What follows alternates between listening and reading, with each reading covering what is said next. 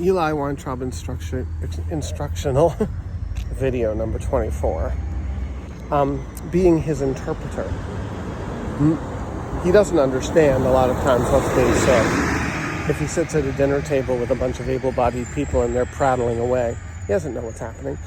It's literally as if, again, he's from Spain and everybody's speaking English and he knows no English. And he might pretend to understand. He might laugh when people laugh because he wants to be part of the in crowd. He can't process the language he doesn't understand.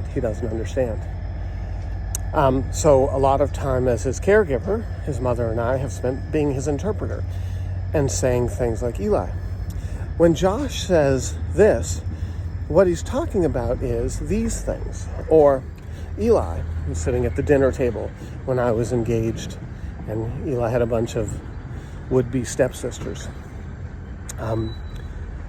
They would be yapping around about whatever they yap about. And I would be like, Eli, the girls are talking about X, Y, and Z. Do you understand?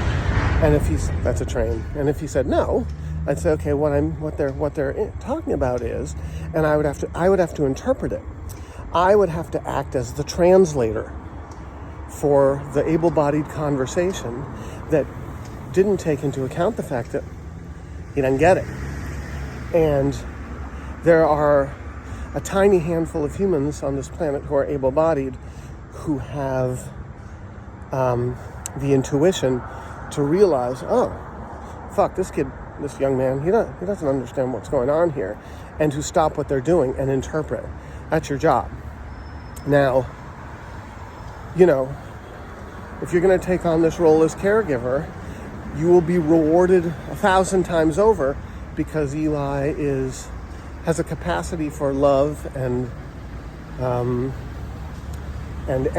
empathy that I've never met in any human being and never will again.